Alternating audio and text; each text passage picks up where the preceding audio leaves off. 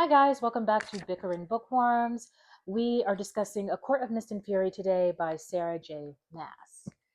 Disclaimer, this is where we get our namesakes, so prepare for a little bit of bicker, but we're going to try and control it. Yeah, you heard that. She's not going to try and control it, I can tell you right now. We're going to bicker. Okay.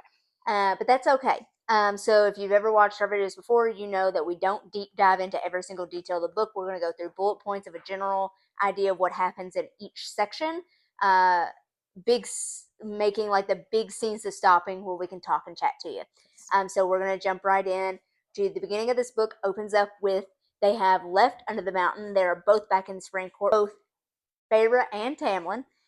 They are both battling unseen trauma that they are not dealing with together as a couple, but instead suffering alone in them. His trauma is creating a protectiveness where he is afraid to lose Feyre again. And in doing so, it is coming across very much as control. He is very controlling. And he's not letting her do the things that she wants to do, like explore the grounds of the, not even the grounds of the court, but like the spring court. She wants to go out and explore. She also wants to go help rebuild, but he won't let her go rebuild. He's very much putting her, you need a wedding plan. We have a wedding coming, wedding plan with Dianthe. And if we all know Feyre, if she does not like the frills, she does not like wedding planning. She's not enjoying herself, and she's getting more and more frustrated as the time goes on. Tamlin has increased her guards, which she's not a fan of because she's got more eyes on her as the days go on. So her panic is rising, her frustration is rising. The bond that she made with Rhysand in the first book has not been called in at all, and it's been weeks to months at this point. As her frustration builds and they get closer to the wedding day comes, she hates her dress, so that adds to her frustration. And then right before she's about to walk down the aisle, it all comes to a head when she snaps, and she calls out mentally for anybody who's listening to come and save her. And who is listening through that bond is Rhysand, and he's going to show up at that wedding and waltz right in like he owns the place, and that's going to be that. So now let's talk about that. Okay. I love the No, okay. So one, I will say, I really think that scene was very well done. How she was just able to depict Feyre walking down the aisle and almost panicking, like step by step. Yes. She was panicking. That was very well done. But I am going to back up a little bit to the beginning. As a first-time reader, thinking Tamlin was going to be endgame, I was immediately like, oh crap. So I think if they would have just talked to each other about it, because neither one wanted to acknowledge what the heck happened under the mountain, and I think that's really what caused it. I think if they were able to work through it together, we wouldn't have seen that fracture. Would that have made any difference in the end? Probably not. As if you know, I'm a Tamlin girly. I am so sorry, but I feel for Tamlin because Tamlin went through trauma under the mountain too. They both did.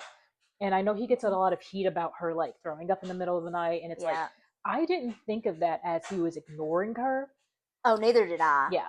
I think there were moments where either she didn't want to disturb him, or they were not sleeping in the same room sometimes, or he would be in his beast form and he would wake up from a nightmare and tear up stuff. So it's like neither of them really comforted the other. No. Is how it read That's to me. absolutely how it went down. And like, he's in his beast form. They both had equal amounts of trauma. I didn't view his actions as just control for control's sake. I didn't look at it as like malicious. I know the conversation of like domestic violence and stuff comes into play. And again, I didn't look at it that way. I felt it was more, this is the only way I know how to protect you. Yes. It is by, I need to know every little detail. And it did go too far. Yes. And okay, so I'll also back up to when they're having their traumas. Okay, she's the Tamlin girl. I am a Rhysand girl, but, and we'll be very clear for both of us, that doesn't mean we don't like the other characters. No. We are not those readers that we slam Tamlin or slam Rhysand for their actions. We just have a side we like more, and there are things that each character's done that the other person doesn't like, but does that mean we hate the character? No. And I'm not, but I like Rhysand. I think Rhysand and Feyre, spoiler alert, are well together. They do well together. But what I was going to say about them and their trauma is no, I don't think any of it on either Feyre or Tamlin was malicious at all, because it's not like they didn't care that the other one was struggling. It's just they were so stuck in their own struggle that they couldn't reach out and help the other. Exactly. And it's like, yes, he would push her off to paint and things, but it's like that worked before.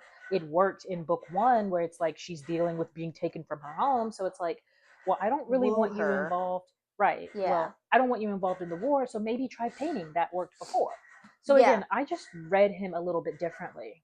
No, I think thus far we agree on things. Yes. We agree. Stay tuned. Okay. All right, now we'll go into the next section. Okay, so moving forward, as they leave the wedding, he whisks her off to the Moonstone Palace above Hewn City, which is the Court of Nightmares, in the Night Court. And beautiful, might I say, but immediately Feyre is pissed.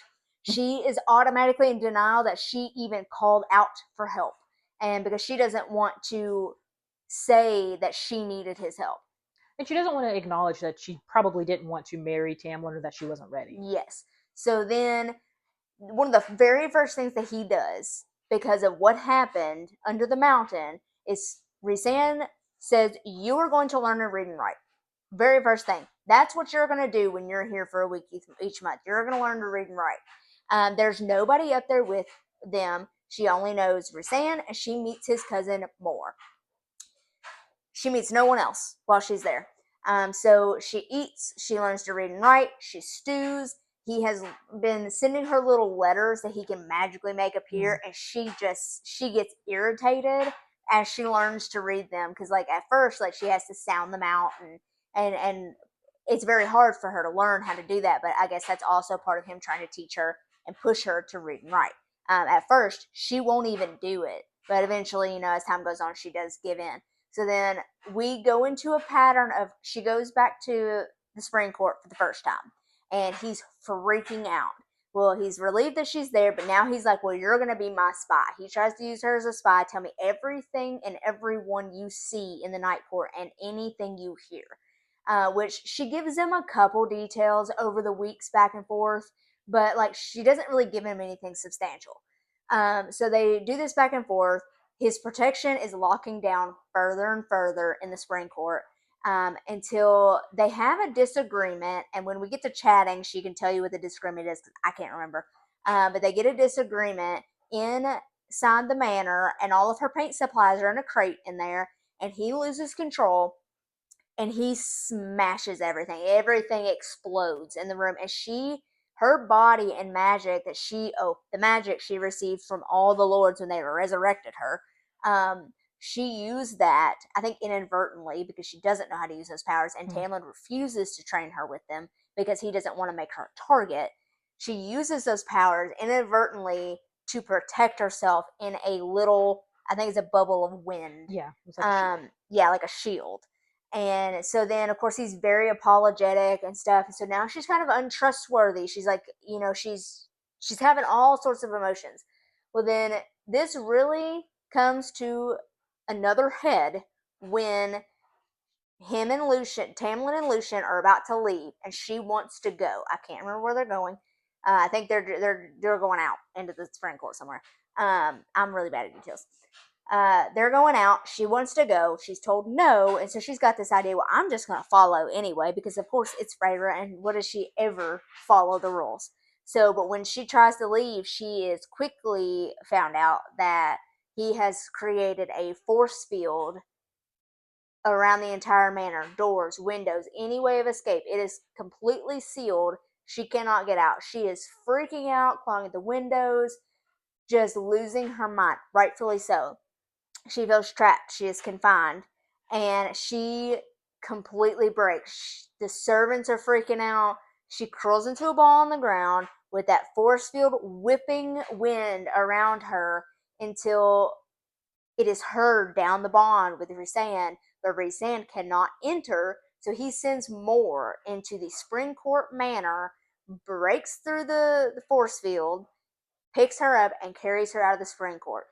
This is the last time she ever comes back to Spring as like his partner. All right, let's chat. Okay. So, okay. Oof. This All one right. had more in it. um, okay, so I think when he locked her in the manor, I'm pretty sure they were looking like Hybern's forces or something. I think it had something to do with that, and he just did not want her to go. And the way I looked at it, yes, locking her in the manor was wrong. Yes, I can say that.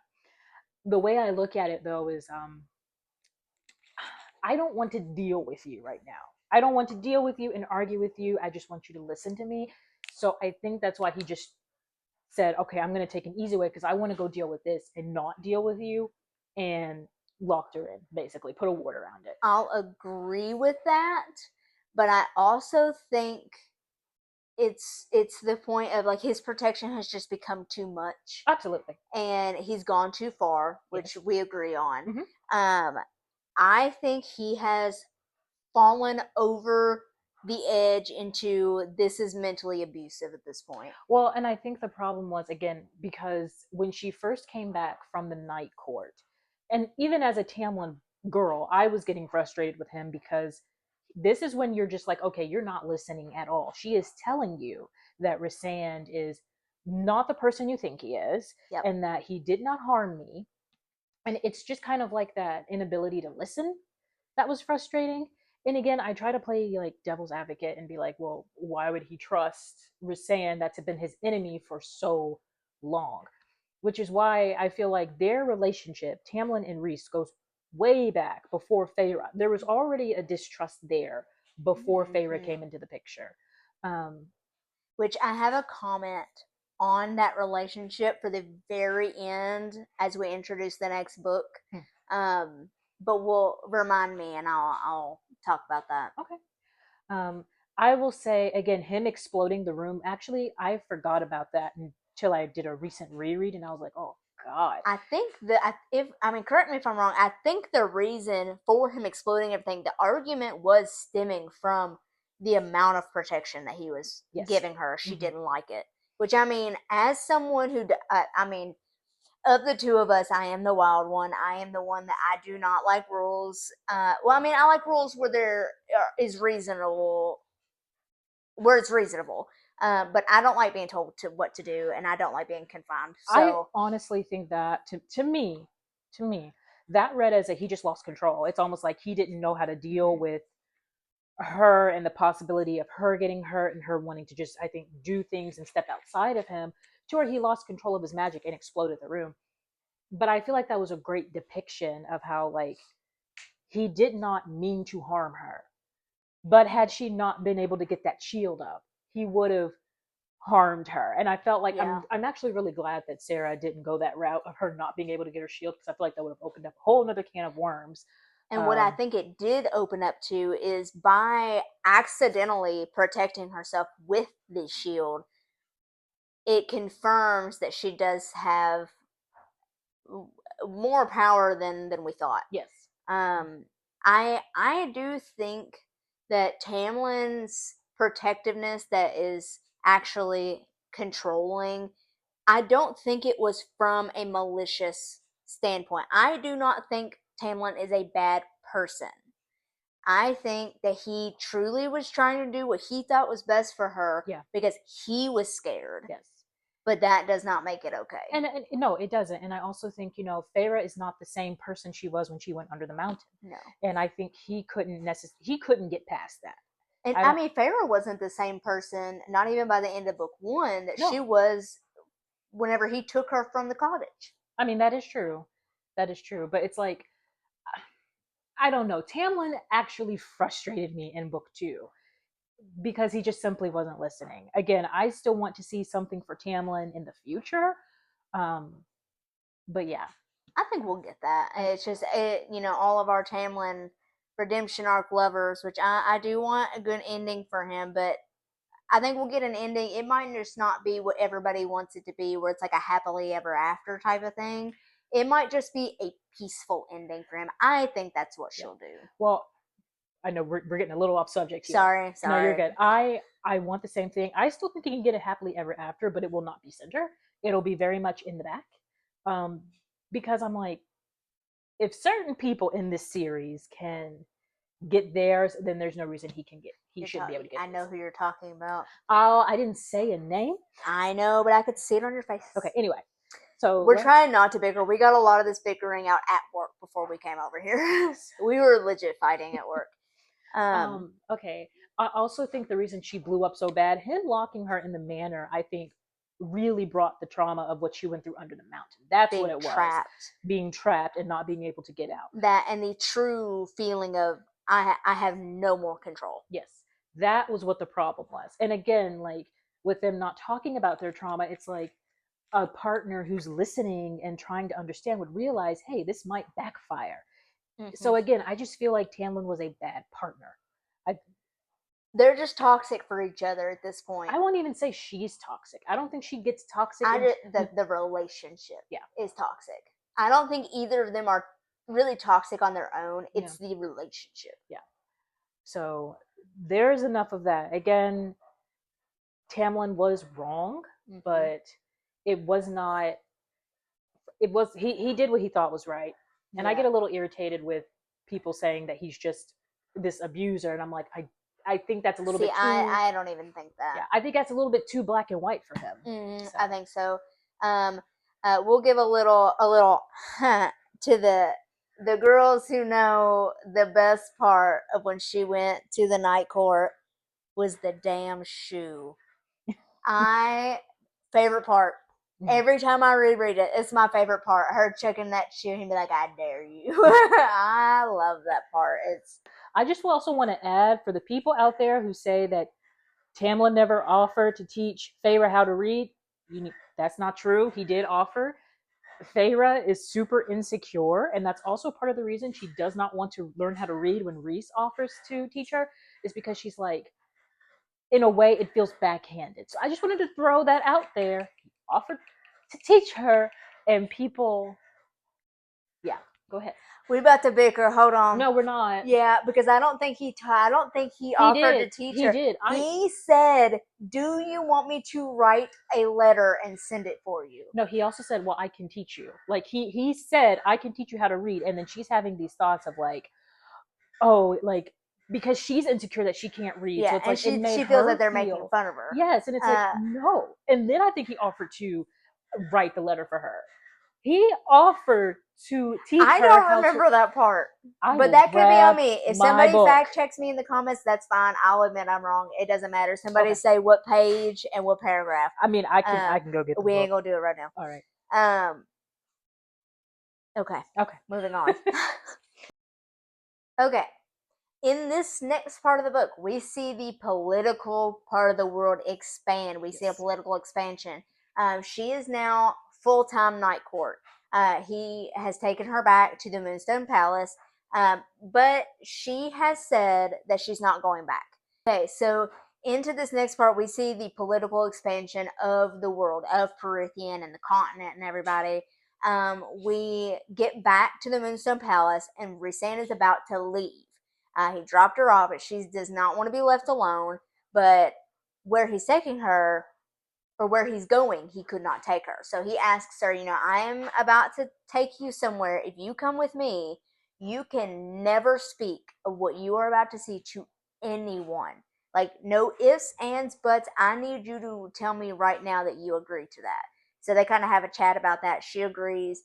And so then he whisks her away to a place called Valeris, a hidden city that has been hidden for so long. I see you grinning. Just wait until I'm done.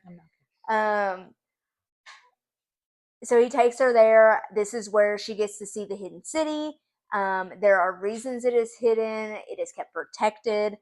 And that has been for generations before him as well, by the High Lord of Night. So she gets down there. She meets his inner circle, which everybody, if you've read the book, you know who our inner circle people are, and we love them. At this point, she can fully read and write, so she jumps right into literally everything. Rhysand has got her training her powers, trying to master each little nugget of power that she got from each High Lord.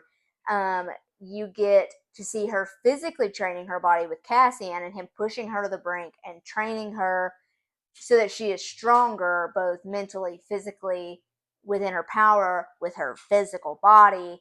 everything like that. And then we get to see more of that political stuff. So with Amryn, they learn more about the war and the coming war. She learns, what this means for her and Perithian and the humans and everybody within every single court. And they learn a way to stop the war, and it's called the Book of Breathings. It is split into two, so then they have to figure out how to obtain that. So then all of this research begins, and this is where our plot thickens. Okay. Chat. So I will say that there is a reason I love book 2, and it is simply because of the world building we get in here. Yes, agreed. Sarah really expands Perithian, and it puts the series on a whole nother level. And I actually felt myself enjoying the book more once we got away from the spring court and started looking at the political workings happening.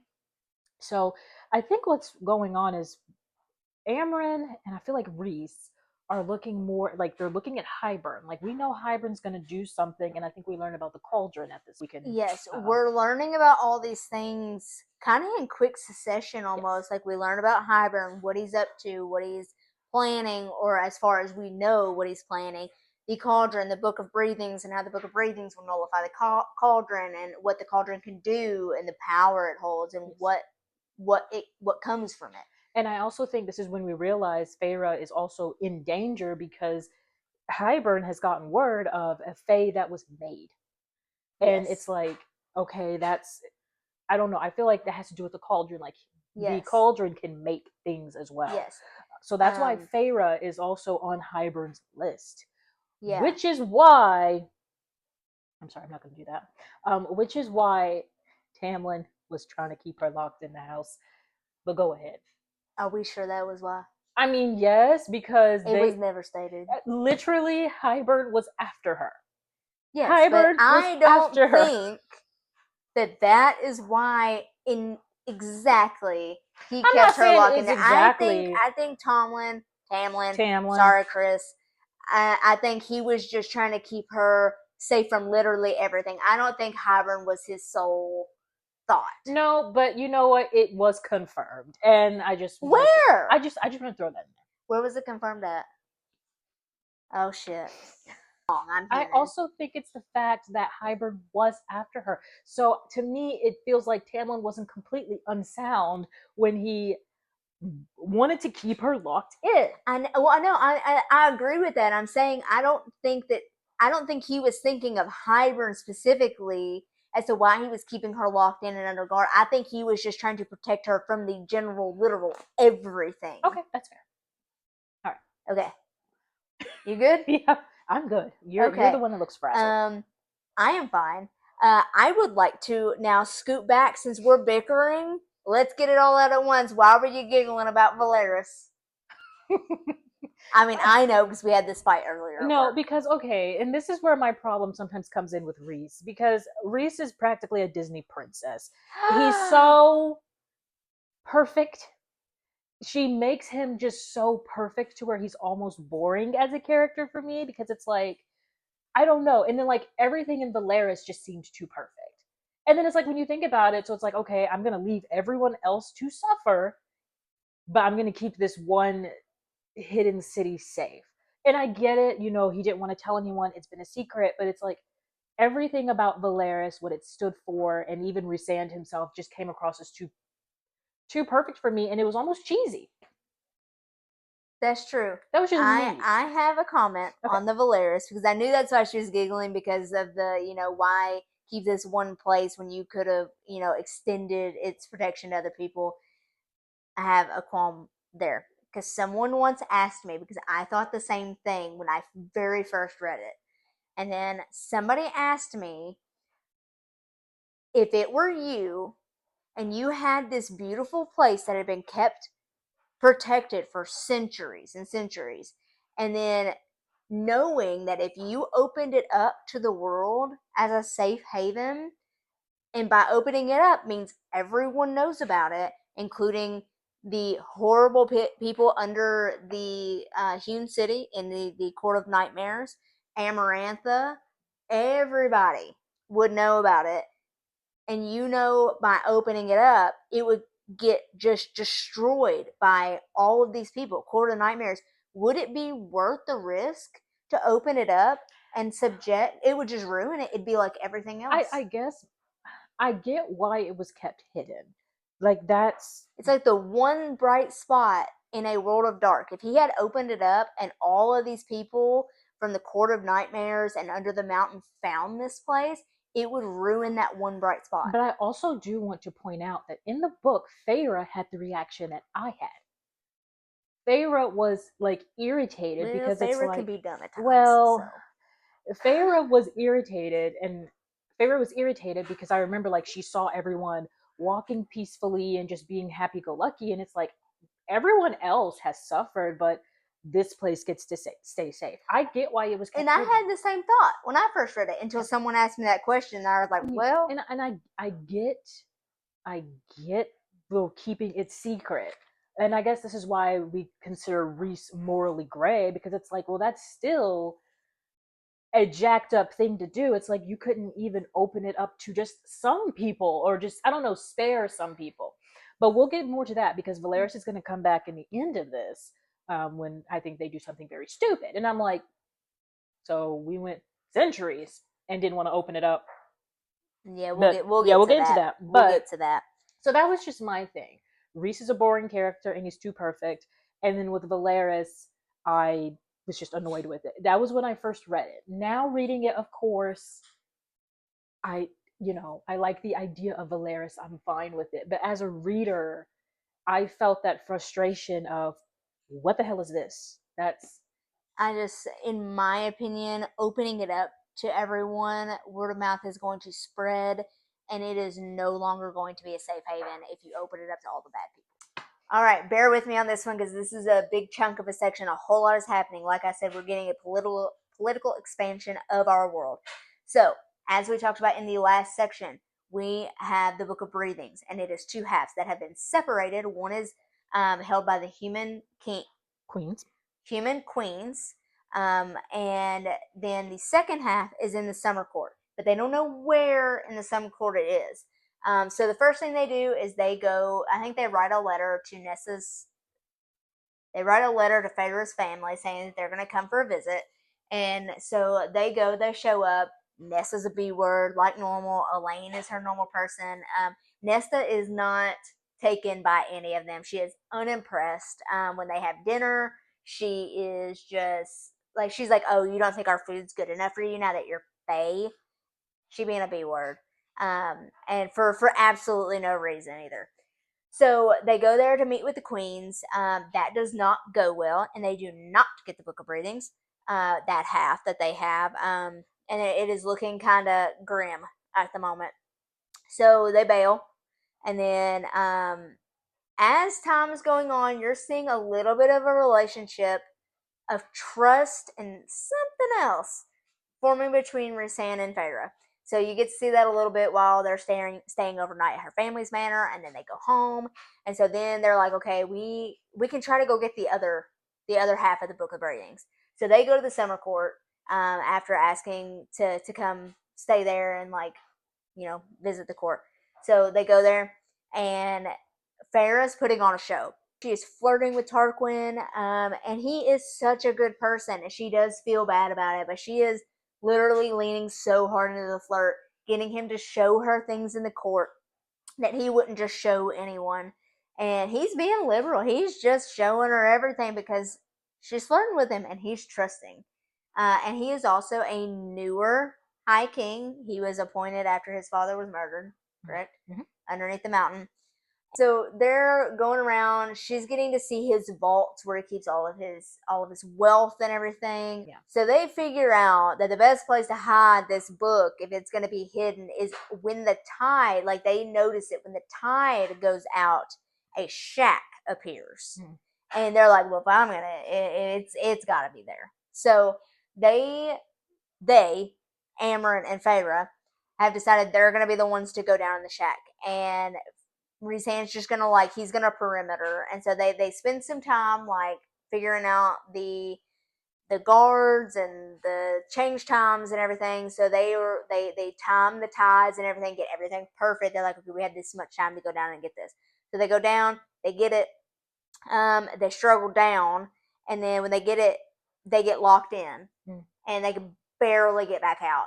And whenever she touches the book, it's like, oh, the curse breaker, and it's talking to her, and like basically telling her you're not a normal fae and you're made. So they're able to fight their way up by, I mean, the skin of their teeth. The water wraith helps them get to the surface, and in doing so, whenever they're spit out on the banks as the tide's coming back in, this a water wraith has helped them to the top. Well, if you remember the beginning of the book, which I did not mention it, whenever they are doing the tide, Feyre's not having fun at that tide, and there is a water wraith like family or whatever, and they don't have anything to give the tide because times have been tough in the spring court, and so she basically helps them pay off their tithe. And so now that this water wraith has helped them escape certain death, she's like, the debt is paid. And like, we ain't doing any of this again. So they get the book. Reese swoops in, grabs them. They shadow step back to the House of Wind. And of course, they collapse into the dining room in the House of Wind, and like Moore and everybody's in there. Like, what the hell happened? Y'all are soaking wet, coughing up water everywhere. Snap of fingers, they're all fixed. And then they kind of get down to, how do we get the second half of this book? Can we pause right here? Okay. We're going to pause right here because that's actually a lot that just happened. Yeah. 2 things I wanted to say. Okay. Tarquin was genuinely, I think, wanting an ally and a friendship. Yes. And this is where I got a little frustrated with Reese, because I'm like, he's trying to do things differently and he wants to do things differently, but Reese is so, I don't trust anyone outside of the night court, so I'm not going to do this. And by the end of that chapter, he basically sends the blood rubies to like, I I want your head. Yeah, because you stole from me. Yeah. And stole from me. Around this time too, I got, I think, a little irritated because this is when we see characters discuss Tamlin again. It starts with Crescenda, one of Tarquin's whatever relatives that's there. And she's like, people have started wars for less. And I'm like, I don't know. To me, I was just, again, I was getting annoyed because I felt like we were just putting this in Feyre's head. That's in true. A way. Like, they're trying to mess with her head. Yeah, it's like they were just being messy is how I felt. Well, and you gotta think of Cressida. That's just her. She starts crap. That's her thing. And then I think at this point, like, it seems like Tarquin wanted to do things and be genuine, but I don't think his court would have allowed him to do that, which is maybe why Reese went about it the way he did. But I felt that was very.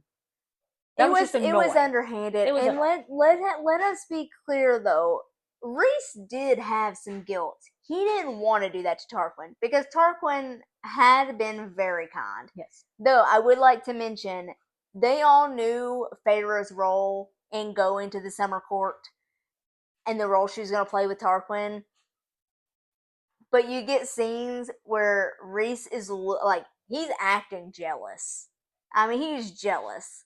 And because they've got this little friendship, relationship, trust building. It's a typical enemies to lovers banter happening. Yeah, it's that slow transgression over into like a relationship, and they're starting to have like these feelings. And of course, we all know Reese has feelings before she does. Like, you can already tell as you're reading through these scenes. But he's got some jealousy going on, and I thought it was really funny, and it really does drive the angst even further because he's so jealous. Yeah. They need the second half of the Book of Breathings for it to be a whole book so that they can put it together and figure out what to do about the cauldron. And this is the only way to do it. So they know after their visit with the queens, they're so untrusting of the fae and fairies that like, what do we do? What can we do? So they go to the Court of Nightmares, and this is the first time that they go down to the Court of Nightmares. Mm-hmm. And he apologizes to Feyre in advance. He said, the fae, the male you are about to see is not the one standing before you. I am cold, I'm detached, and that is the role I have to play in that court. That is my role there. And I understand that because you have to keep up appearances in places like that with people like that. So they dress very provocative and minimal clothing, and they go down and they put on a show. And while Rhysand and Feyre are on the throne putting on a show for everyone, they're putting on a show, and I think he hurts Mor's father while they're down there. Like, he's really, really leaning into the, evil Rhys. Yeah. Rhys. So while they're putting on that show, some of the others have fanned out, and they're looking for what is called the Orb of Truth. So and they do obtain it, and there's some other stuff that happens down in there. We won't go into it right now, but they get it, they bail, they go back, and so they use this time to send another letter to Feyre's family saying, "We're coming back. We're going to try again. Can you set up another meeting with the queens?" Fast forward, they go back to the human lands, to the manor. You see Nest again. She's still a B word. Elaine is still sweet. They meet with the queens, and it's still kind of the same thing. He uses this orb to leverage Valeris, which is the thing she was talking about. Why do this now? But I guess the need is high enough at this point. But they're so distrusting, it still doesn't work. But on their way out, the human queens, when they go to leave, one of the queens, so as the queens are leaving, after they've basically said no, Demetra has left something under her chair, and it is the second half of the Book of Breathings, but they did not obtain it willingly from all of the queens. She has basically underhandedly given it to them because I think she knows that it's for the greater cause. So they get back and they reunite the book. So when they get back with the Book of Breathings and it's reunited, Amren's going to disappear because she's going to go work on trying to figure out and decipher it because it's in another language. So while they do that, they know that they're going to need their troops, which are called the Illyrians, which is at the Illyrian war camp in the mountains, which are it's the Illyrian mountains. They're very cold. So they gear up and they go to visit the Illyrian war camps. And on the way back from there, we won't touch too much what happened there. On the way back, Rhysand and her are attacked, and ash bolts are sent through Rhysand's wings. And of course, we all know ash at this point is very detrimental to the Fae. It can kill them, so he is now weakened in power. He cannot use his power with these bolts. So she kind of gets him to a safe place, and then who does she seek out? She seeks out the Suriel because he is dying, and she does not want him to die.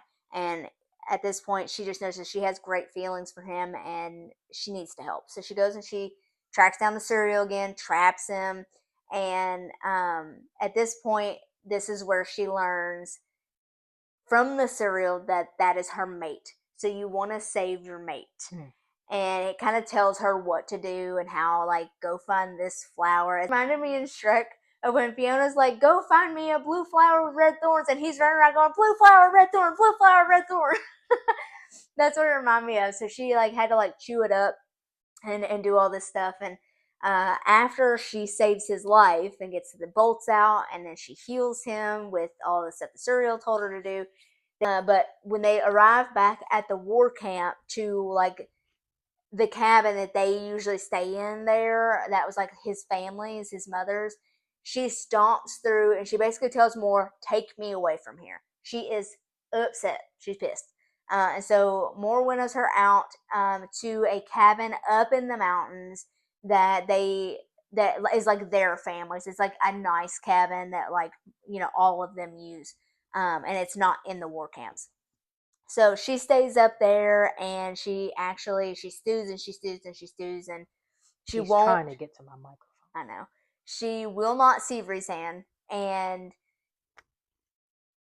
she does find paint and she starts to paint again and kind of come back to herself because she has not painted since the blow up in the spring court.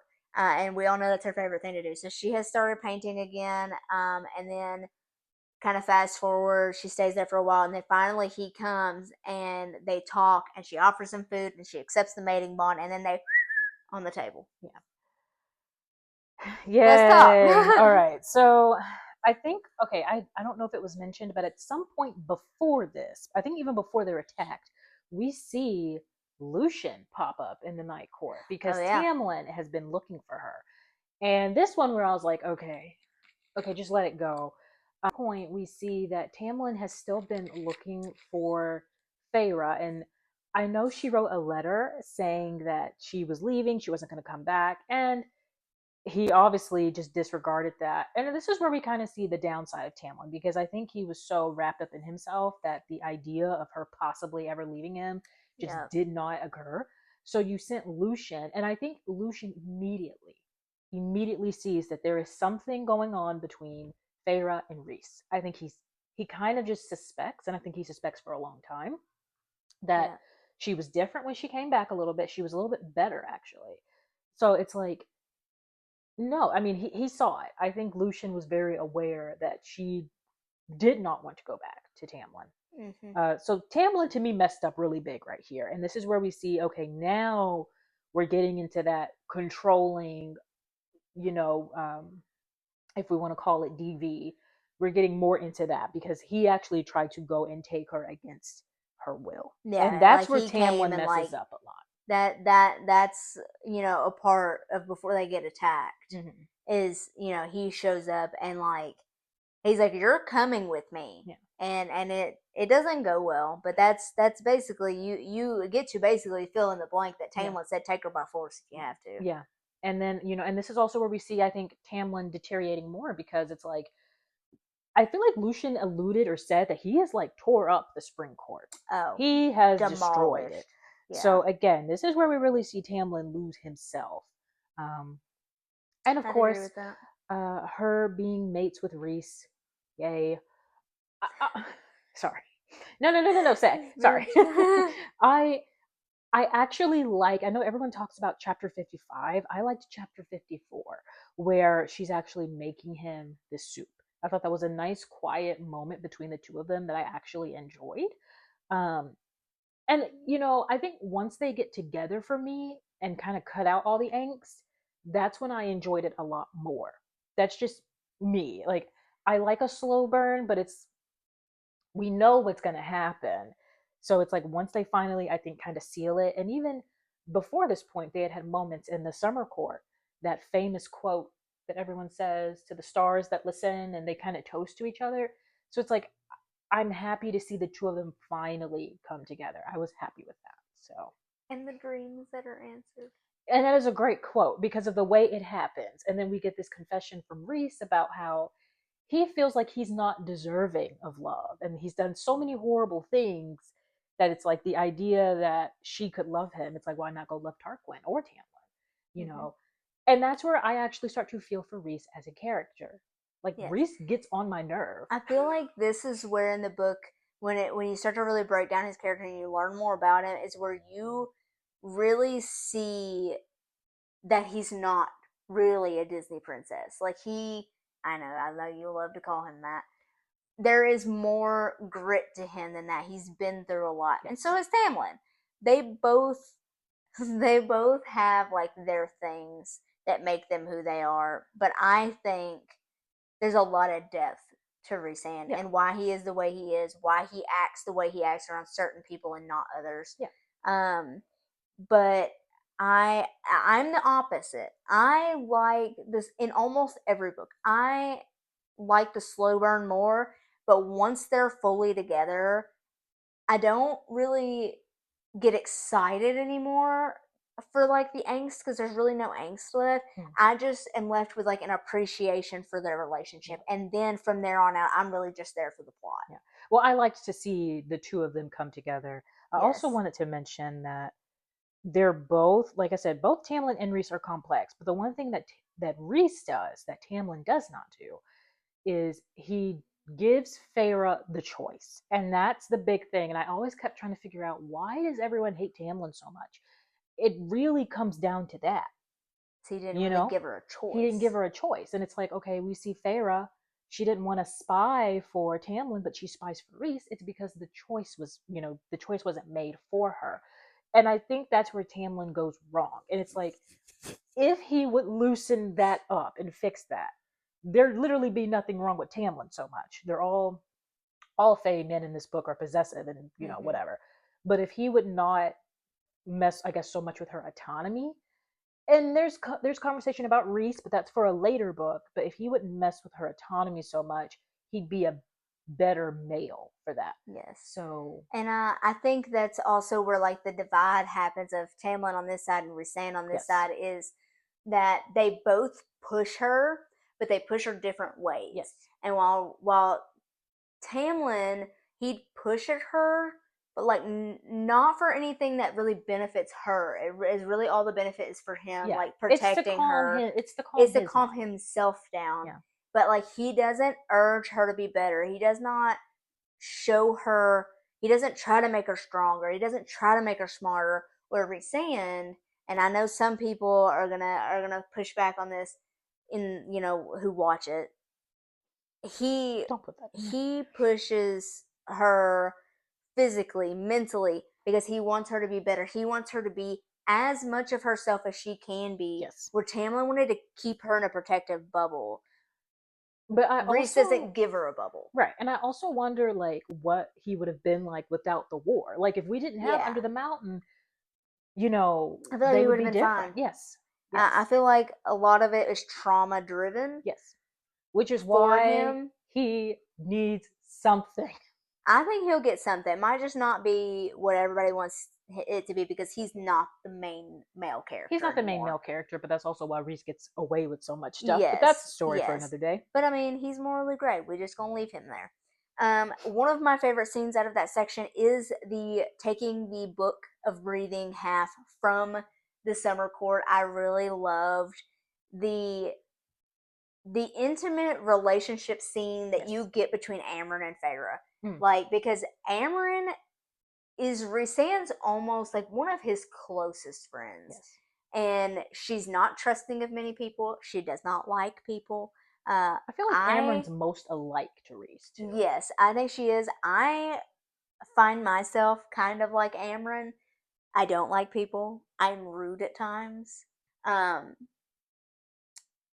But all of this sets up for our ending. Yay. Are we ready? How did we go from this to this? I don't know. Who made this cover change? Bloomsbury. That's Who made this cover change? This is terrible.